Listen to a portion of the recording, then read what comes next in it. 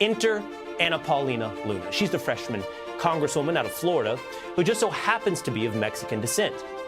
The media can't stand her. She's a firebrand conservative woman. Florida Congresswoman and Freedom Caucus member Paulina Luna. Congresswoman, you're really triggering. You're hitting all the boxes that trigger the left. Congresswoman Paulina Luna sits on the House Oversight Committee, led the charge to censure Schiff. The one thing the military taught me was total and complete ownership, and what he did, basically enabling a lie that tore apart our country. The yeas are 213 and the nays are 209. Now, therefore, be it resolved that the House of Representatives censures and condemns Adam Schiff for conduct that misleads the American people in a way that is not befitting of an elected member of the House of Representatives. I know exactly what I'm here to do. It's to fight and represent the wonderful people of Pinellas County. If you send me 30 Paulina Lunas, we will save this country. Well, you can cross that off your list of campaign promises because you've made it and you stuck to it.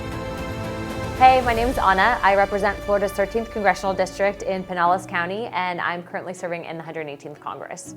I'm a wife, a mother, and a United States Air Force veteran. And I also have 2 dogs and 3 chickens.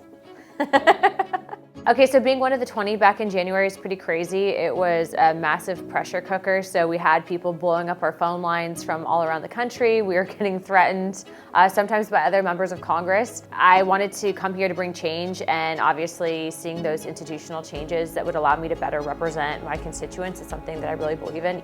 I have to say my favorite thing thus far has been censuring Adam Schiff. I was told that it couldn't be done. If I didn't do anything, I would simply be part of the problem, and so that's ultimately why I did what I did. I think it's pretty incredible that I was made Time Magazine's Next 100 list, which is some of the top influential people in the world.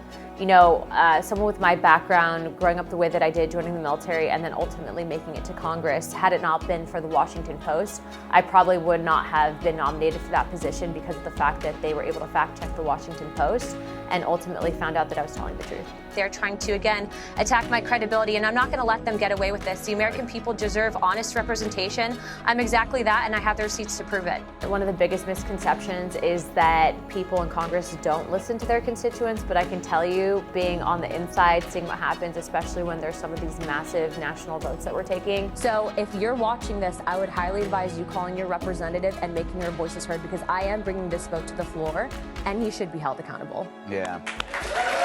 Anytime that we have one of these big votes coming up, usually what ends up happening is I will instruct my staff to keep a tally of the comments that are coming in on the phone lines, because I want to make sure that not only is my gut leaning me in the right direction, but I'm listening to what the constituents want in Pinellas County. Back in February, one of the committee assignments I had was oversight, and Yoel Roth was the former exec over at Twitter 1.0 before Elon Musk purchased it. And so I had come across some information. I confronted Yoel Roth about it, and he lied about it. I went after Yoel Roth and Twitter, exposing them as being joint state actors. Ma'am, I don't believe I can give you a yes or no. Well, I'm going to tell you right now that you did, and we have proof of it.